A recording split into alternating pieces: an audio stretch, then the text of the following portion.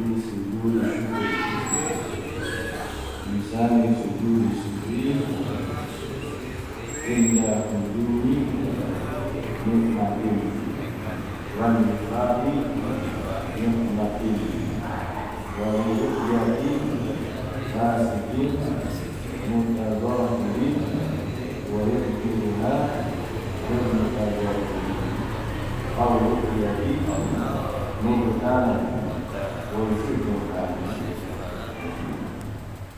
lillahi rabbil alamin wa sallallahu alaihi wasallam. Di sujud syukur pasal menjelaskan tentang sujud syukur.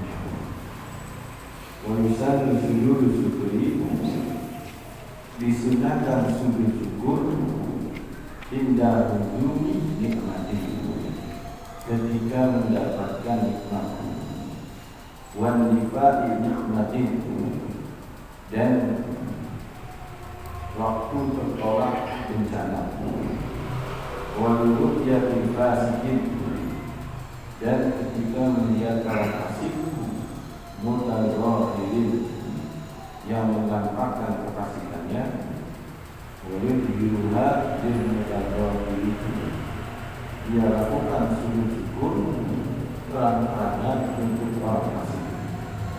Kalau dia tidak jalan atau melihat orang yang terkena musibah, dan melakukannya secara sendiri. Artinya di dalam syariat agama Islam, sujud itu hanya diperbolehkan beberapa saja. Yang pertama, sujud di dalam sholat, sujud di dalam. Kemudian yang kedua, sujud sahwi, itu dilakukan di dalam sholat.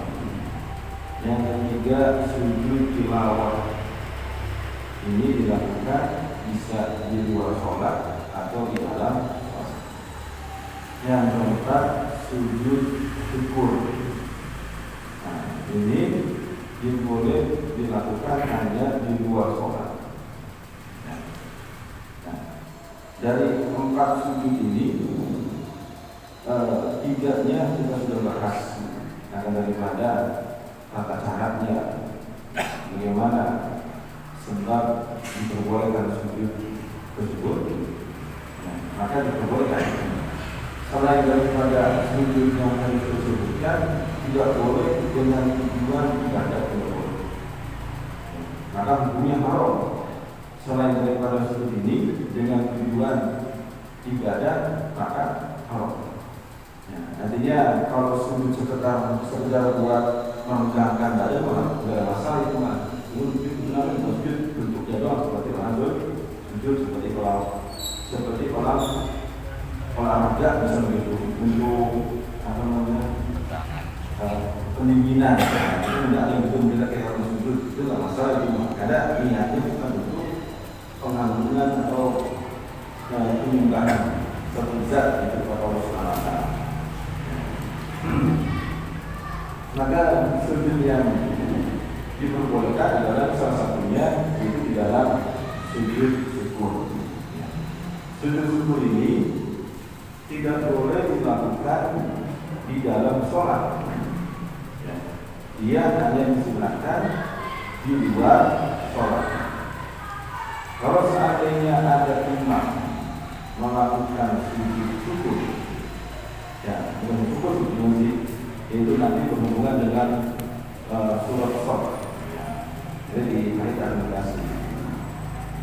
Kalau sujud syukur ini kalau dalam sholat bisa menyebabkan batalnya sholat. Kemudian apa saja sebab-sebab disunahkan sujud syukur? Yang pertama adalah ketika mendapatkan nikmat, yang dimana nikmat itu jauh dan nikmat itu jatuh, yang sekiranya tidak terduga, seperti kelahiran seorang anak. Ini nikmat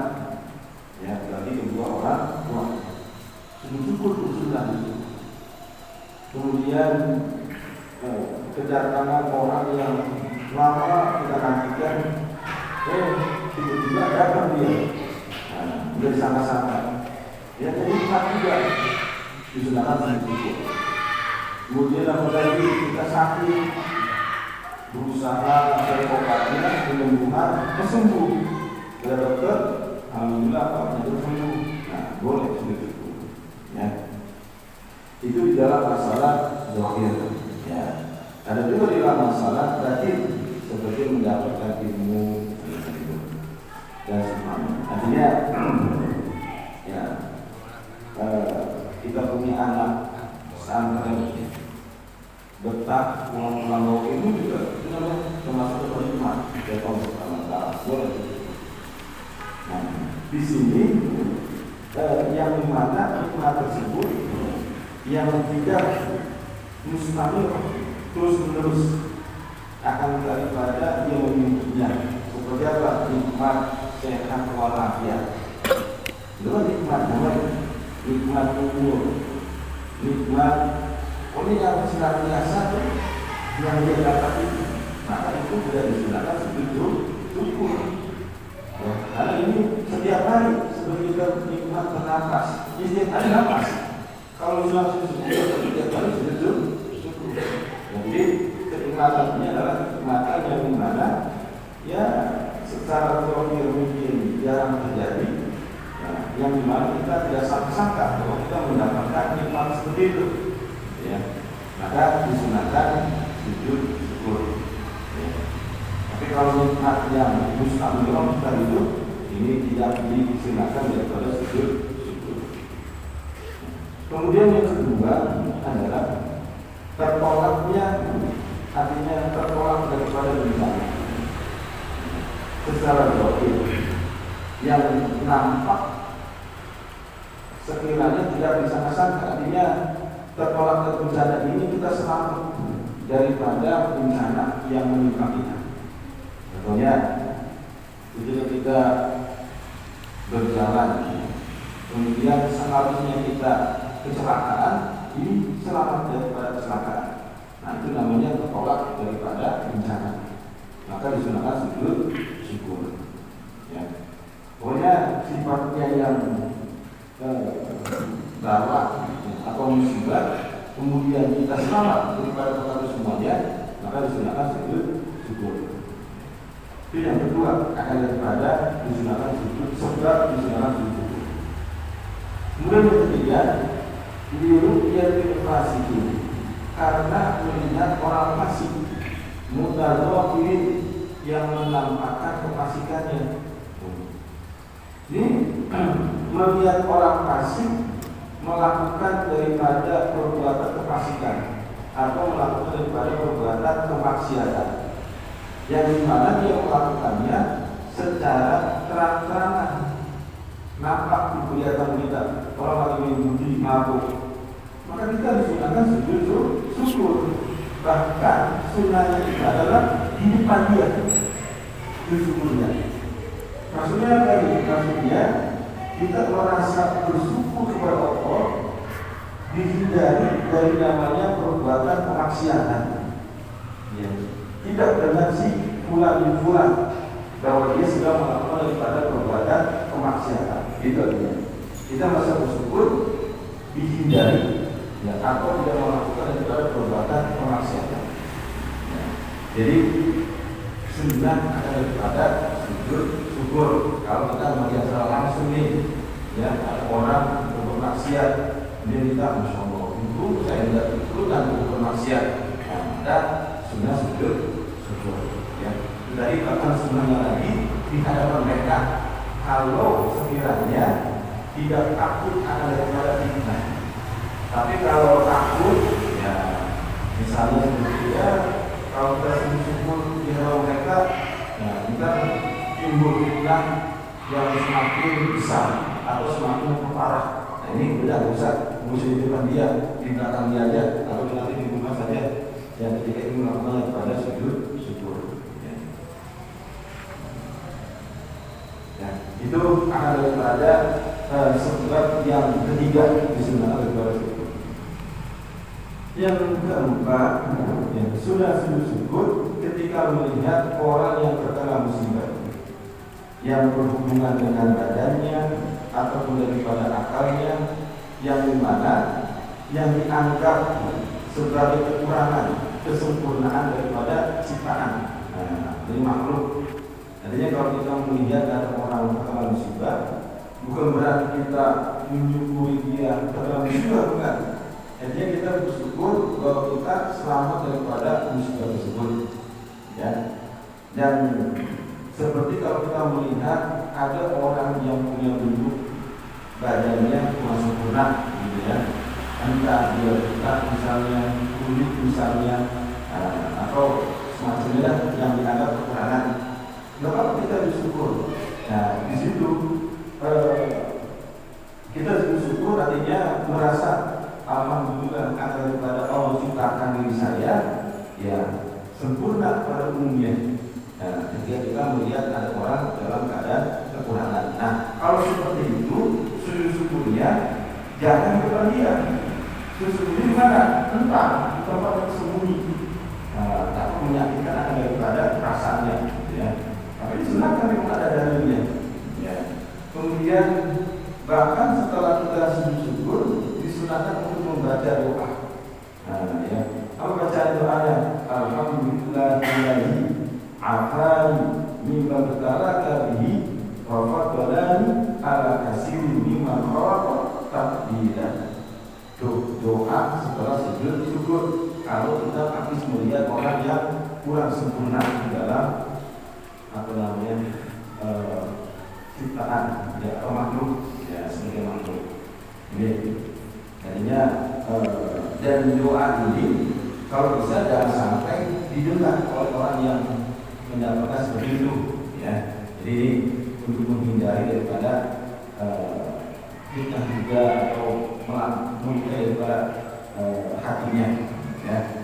Ini boleh kita bersyukur. Ini bukan pada kita itu, bukan pada kita merasa unggul, bukan, tapi bersyukuri alhamdulillah saya mau menciptakan dengan sempurna, ada dua kaki, dua tangan, dua mata, bisa melihat, bisa dengar, bisa berbicara dengan normal, gitu ya. Jadi itu rasa syukur tidak kepada Allah Subhanahu wa taala.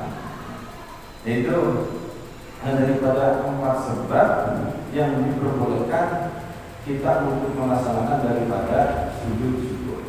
Nah, sujud syukur ini rukun-rukunnya hampir sama dengan rukun sujud tilawah. Yang pertama apa sujud tilawah? Yaitu adanya niat. Jadi niat untuk sujud syukur. Kemudian kedua adalah takbiratul ihram. Yang ketiga apa? Sujud sekali cukup. Ya, bacanya sama seperti sujud di dalam salat. Kemudian setelah itu ada yang namanya tumaninah di dalam sujud. Kemudian setelah tumaninah ada namanya duduk. Ya, setelah duduk maka setelah itu adalah salam. Ya, salam kiri kanan kiri. Kemudian yang terakhir adalah tatib di dalam rukun-rukun sujud tilawah ataupun sujud syukur. Jadi yang sama sebenarnya caranya, ya. Karena dia ini hanya di luar sholat, ya maka tidak boleh ketika sholat kita langsung melakukan kepada sujud syukur, boleh sujud tilawah, boleh. Ya. Ya, jangan sampai berarti apa? Kalau sama dengan sujud tilawah, berarti ketika tidak dalam keadaan sujud atau dalam keadaan ingin sujud, maka sama seperti orang ingin mengerjakan sholat. Jadi, nah, berarti apa? Harus suci dari hadas besar, hadas kecil, suci daripada najis, menutup daripada aurat, kemudian menghadap kiblat. Jadi sama seperti dengan sholat.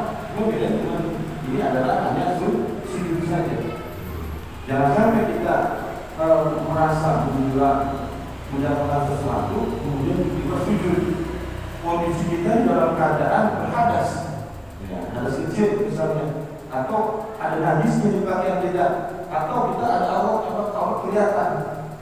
Tiba-tiba sujud syukur, ini sujud apa namanya? Bukan sujud syukur namanya. Kalau boleh masuk sujud syukur, ya tidak sah daripada sujud ini, ya. Dan kalau dia sujud syukur berarti ya dosa dia orang tidak sah kalau sujudnya. Ya, jadi harus dilakukan dengan benar. Apabila kita ingin melakukan suatu tidak bukan agama, ya, seperti orang minum bola menjadi kebiasaan. Setiap bergoli gol langsung sujud. Ya, itu kalau sujud syukur yang masuk dalam agama, benar nggak? Seperti itu, tidak benar. Karena dia sudah memenuhi syaratnya. Meskipun itu adalah bukan nikmat, dia entah sujudnya. Yang ketika itu entah. Nah, kita selesai, mungkin habis sholat habis sholat baru dia sujud syukur, nggak apa-apa. Ya, merasa tadi nikmat, alhamdulillah saya sudah bisa menggolin. Nah, itu kan lumayan, menggolin musuh gede, ya. Nah, itu nikmat juga kalau kita kepada orang tersebut. Jadi jangan langsung waktu juga juga melihat daripada keadaan. Nah, jadi itu. Nah, kalau orang kurang paham, ya anggap itu adalah sama seperti sujud. Yang penting sujud ya kemudiannya. Ya.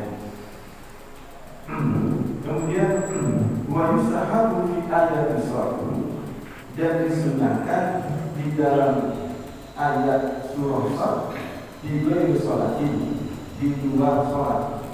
Fa'in sajada fiha amidan, maka jika ia sujud di dalam sholat amidan sengaja, aliman mengetahui kita diberi dengan karamannya, bersolat sholat batal sholatnya. Nah ini kan ketika misalnya kita di dalam sholat membaca surah sholat, yang dimana di situ menceritakan daripada Nabi Daud yang mendapatkan hikmat Allah berikan dia suatu kekuasaan atau kerajaan. Karena Nabi Daud awalnya rakyat biasa. Ketika beliau berhasil membunuh si Korun, ya, dengan akal itu mati itu musuhnya yang terakhir. Karena Nabi Daud diangkatkan menjadi seorang raja. Nah, disitulah Nabi Daud merasa mendapatkan nikmat, maka beliau bersujud syukur. Nah, kalau kita membaca surah sampai ayat berapa, kemudian di situ memang sudah bentuk sujud. Nah, sujud di situ adalah hanya diperbolehkan di dua sholat. Jangan sampai kita bersujud ketika membayar atau jangan sampai kita dalam tanah sholat kemudian membaca surah ya, kemudian sujud daripada sebab kita baca ayat tersebut. Maka kalau disengaja bahwa memang tidak sunnah sujud sebab membaca surah ya, sengaja kemudian mengetahui bahwa itu boleh tetap sujud juga, maka sholat ada. Bagaimana kalau kita jadi makmum imam pada sholat kemudian udah lama sujud? Nah, ya sujud dari itu sujud sebab karena membaca surah. Imam sujud, bagaimana kita makmum? Kita makmum tahu bahwa itu tidak boleh sujud di dalam sholat. Maka makmum boleh berdiri tanpa mengikuti imam. Ya, boleh makmum tidak mengikuti imam, berdiri nungguin sampai imam selesai sujudnya kembali bangunkan. Itu yang pertama, artinya masih dalam keadaan berjamaah mengikuti imam. Yang kedua, boleh niat infirad, artinya berpisah sholatnya dengan imam. Berarti kita benar-benar berjamaah dengan imam, sholatnya sudah sendiri imam. Ya, ini yang kedua. Kalau kita tetap ikuti imam sujud, bahwa kita tahu bahwa itu tidak boleh sujud, kita ikut aliman amdan. Nah, kita ini amdan aliman kita ini kita makmum sujud dari sujud, maka kita sholat kita batal. Berbeda kalau kita tidak sengaja sudah tahu tadi bahwa itu memang tidak boleh. Nah, tapi sholatnya tetap sah. Cuma kalau tidak sengaja atau tidak tahu. Tapi kalau disengaja, kemudian tahu kalau itu bukan boleh sujud, ya, meskipun imam sujud, kita tetap sujud mengikuti. Ya, karena itu perkara tak. Itu mengatakan mungkin imam sujud karena tidak tahu juga. Ini yang utama di dalam mazhab Imam Syafi'i. Cuma ada yang pendapat ulama, ada yang mengatakan tidak batal, tidak apa-apa, lain imam. Ya. Jadi karena itu termasuk daripada wajib mengikuti daripada pergerakan imam. Ada yang mengatakan tidak, cuma kalau bisa, kalau imam sujud sebab karena membaca surah Shad, nah, maka lebih kita jangan sujud, berdiri aja. Tadi yang utama adalah kalau kita ingin imam, ya. Mungkin kita di sini jarang, ya. Imam hanya surah Shad, kemudian sujud. Ya. Kalau di luar sholat sih tidak ada masalah, boleh saja itu namanya masuk kepada sujud syukur juga namanya. Ya, sujud syukur juga. Cuma ini di luar sholat, bukan termasuk daripada sujud tilawah, bukan. Karena itu katanya bukan termasuk daripada ayat sajadah, bukan. Itu menunjukkan daripada sujud syukur jika Nabi Daud mendapatkan kekuasaan atau kerajaan Allah Subhanahu wa taala. Ini daripada tata cara sujud syukur ataupun daripada sujud syukur ketika membaca surah Shad. Nah, di dalam tingkatan syukur kita kepada Allah, maka kita boleh melakukan yang pertama itu adalah dengan melakukan sholat sunnah 2 rakaat. Nah, dia sholat sunnahnya apa? Sholat sunnah mutlak namanya. Dan sholat sunnah mutlak 2 rakaat. Kemudian dilanjutkan dengan sedekah. Kemudian dilanjutkan dengan sujud syukur. Tiga-tiganya kita lakukan dulu. Kalau kita ingin mengungkapkan sesuatu kita, Allah memberikan nikmat kita atau terjadi berbalak dan sebagainya dari yang sebagainya. Kemudian yang kedua, boleh atau melakukan sholat sunnah 2 rakaat, kemudian dilanjutkan dengan sedekah. Ya, dengan sedekah. Kemudian yang ketiga, boleh melakukan hanya dengan sujud syukur. Tadi kita sudah bahas, ya boleh melakukan dengan saja sujud syukur. Nah, yang paling ringan itu hanya mengucapkan dengan dengan kalimat alhamdulillah birabbil alamin. Kalau kita selamat dari bencana, alhamdulillah birabbil alamin. Dapat suatu nikmat, alhamdulillah birabbil alamin. Ini paling ringan, yang paling bawah. Tapi kalau kita melakukan paling yang teratas, kedua ketiga silakan saja. Ya. Tapi jangan sampai kita mendapatkan nikmat atau terbebas daripada bala itu tidak mengucapkan kalimat alhamdulillah birabbil alamin. Karena itu semuanya pujian kembali hanya kepada Allah Subhanahu wa taala. Ya. Jadi apapun nikmat sebesar kecil kita disunahkan untuk membaca alhamdulillah. Kalau seandainya tadi dalam keadaan dalam keadaan hadas misalnya, mungkin saya bersyukur sudah kalau sudah mengucapkan alhamdulillah alamin, ya maka boleh tak boleh. Termasuk sunnah tak sunnah juga. Ya. Kalau alhamdulillah itu dalam posisi ke atas itu boleh, kecuali di dalam tempat yang terlarang seperti kalau mandi jangan. Ya. Ini akan daripada pembahasan tentang syukur dan tata cara.